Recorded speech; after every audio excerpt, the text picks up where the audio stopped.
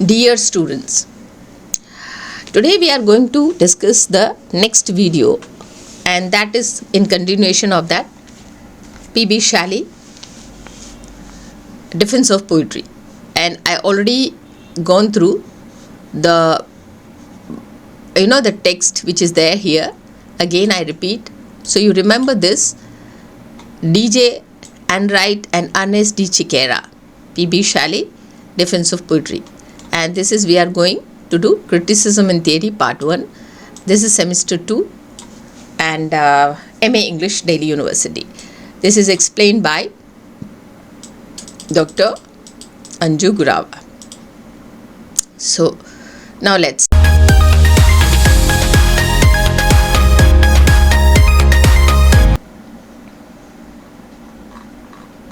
I'm straightforward coming from the point which I left earlier, and we have covered from the this was the first video number 1, which is talking about these bullet points. Poetry elevate the human mind.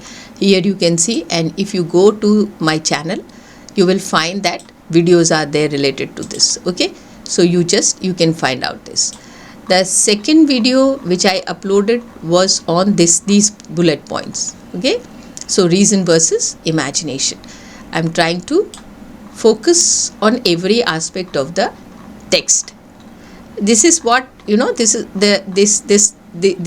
is actual text which is written by Shelley, and we are making this same text in the bullet points. So you can actually, it's a kind of explanation or short analysis, whatever it is there. So the next video was in this, and now I'm coming to this third video. Sound and meaning are interconnected. Before that, the bullet points which are coming, this is coming from this text. So I am taking here. I'm taking from here. So let's start the third video.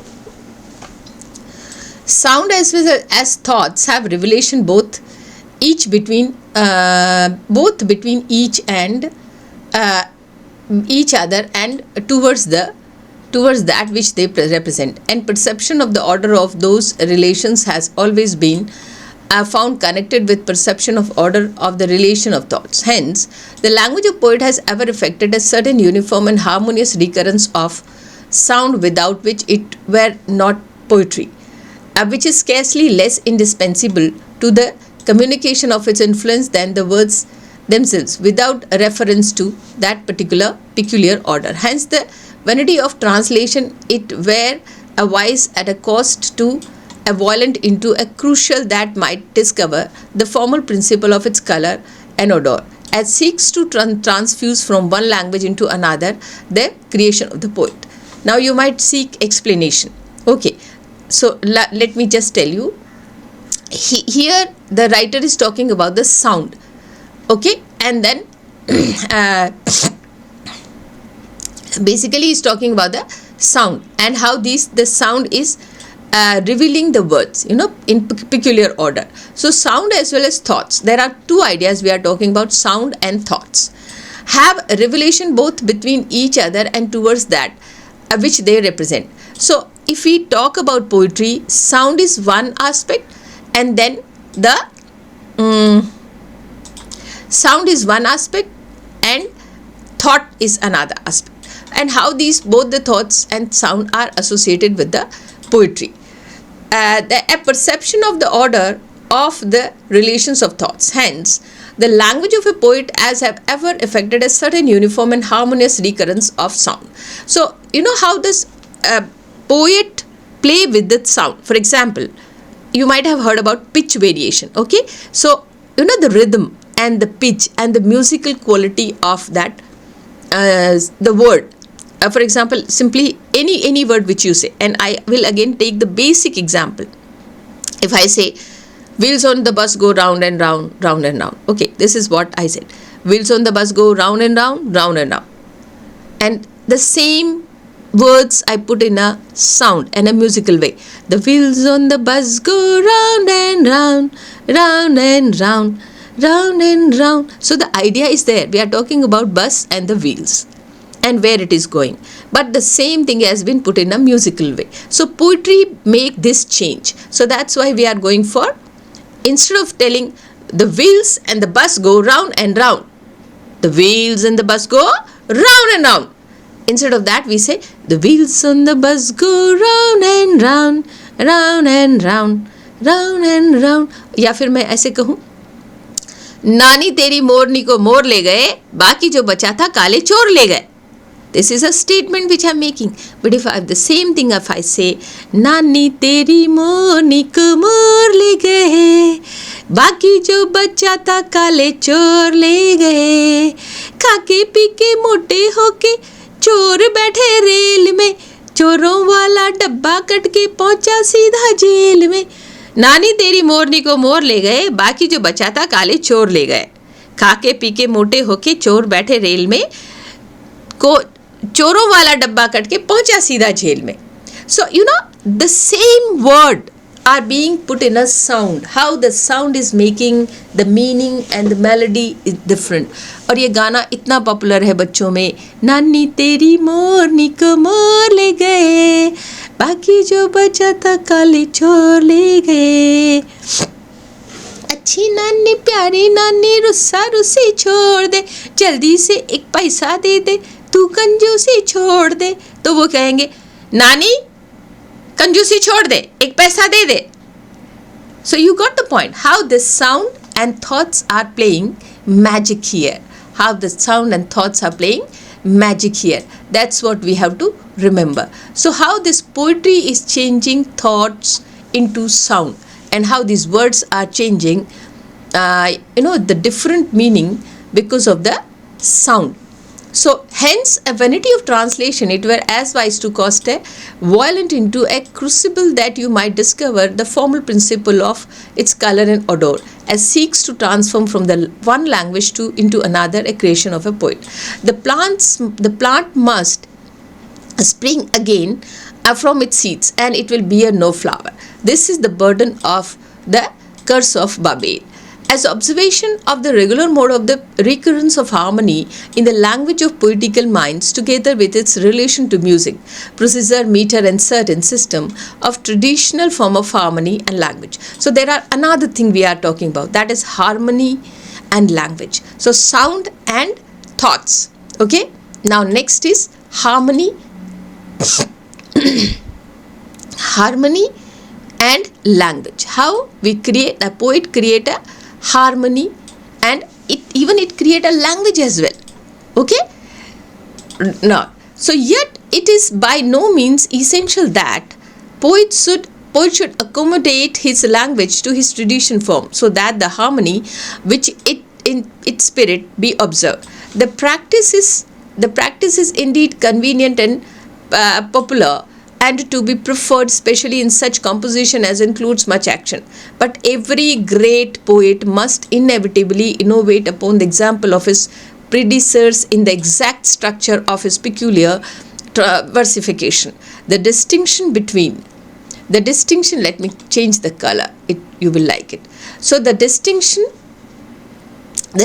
between poets and prose writers is a vulgar error. The distinction between philosopher and poet has been anticipated. So then what is the next point? The distinction between the prose and the poet. So the diction, okay, the material is same, the language, the words are same, but arrangement of these words is different. The rhythmical quality which has been put in poetry is somewhere not there in prose. So Plato was essentially a poet, a truth and splendor of his imagery and the melody of his language. This debate about poetry, it started with Plato, because in Republic, especially I think in book 10, he's talking about the banishment of all the poets from the state, because they misguide people. Because they highlight imagination and they exaggerate language, and they are liars somewhere. He is saying that. So that's what the objection, and then this objection is being put into a argument, or a scientific argument by SHELLEY and ARNOLD. He rejects the measure of epic, dramatic, and lyrical form because he sought to kindle a harmony in thought devastated of shape and action. He forbore to invent any regular plan of rhythm which would include, under the determinates form, the varied pauses of this style. Cicero sought to imitate the cadence of his period and little success. Lord Bacon was a poet, and then see the film Labyrinthi, an essay on death peculiarly. His language has a sweet and majestic rhythm which satisfies the sense. Superhuman wisdom of his philosophy satisfies the intellect. It is a strain and disdain burst into circumference of the reader and pours itself forth together into the universal element which has perpetual sympathy. All the authors of revelation in opinion are not only necessarily poets as they are inventors, nor even as their words unveil a permanent analogy of things by image which participate in the life of truth, but as their periods are harmonious and rhythmical and contains in themselves elements of words being the echo of the eternal music, nor are those supreme poets who have employed traditional form of rhythm on account of the form and action of their subject less capable of perceiving that and teaching the truth of things than those who have omitted that form, Shakespeare, Dante, and Milton, to confuse ourselves to modern writers, philosophers of the very loftiest power. A poem is the very image of life expressed in its eternal truth. There is this difference between the story and the poem, and the story is catalogue of detached facts which have no other connection than time, place, circumstances, cause and effect. The other is creation, action according to unchangeable form of human nature and existing in the mind of creator, which itself is the image of all the minds. The one is partial and applies only to definite period of time and certain combinations of events which can never ever again. The other is universal and contained within the germ of a relation to whatever motive or actions have place in the possible varieties of human nature. Time which destroy the beauty and use of the story, peculiar of facts, stripped of poetry which should invest them, augments that of poetry. Forever develops new and wonderful applications of the eternal truth which it contains. Hence, epitomes have been called the mother of just history. They eat out the poetry of its a story of peculiar factors and mirror which obscure and distorts that which should be beautiful. Poetry is mirror which makes beautiful that which is distorted. So now let's come to the bullet points. Sound and meaning are interconnected. There is a crucial relation between the sound of language and meaning they convey. Poetic language exhibit a deliberate and harmonious recurrence of sound essential for its impact. The limitation of the translation. Translation is inherently inadequate because it cannot capture the unique sound and rhythm of the original poem. Translating poetry is like trying to recreate the flower from its chemical components, which loses its essence. Okay, then meter as a convention. Meter, or the use of rhythmic and pattern, is a convention that enhances the poetic experience. So meter is a rhythmic pattern. However, it is a strict requirement. Great poets are innovate and experiment with rhythm. Poets as philosophers. Many great poets such as Plato, Bacon, Shakespeare, Dante, Milton are profoundly philosophers, and they are poets as well. Their work offer profound insights into human nature and knowledge of working of the universe. The difference between the story and the poem. A story presents a sequence of events while a poem explores universal truth about human nature. Poem transcends specific time, place, offering timeless insight that resonate with reader across generations. Poetry as a mirror of truth.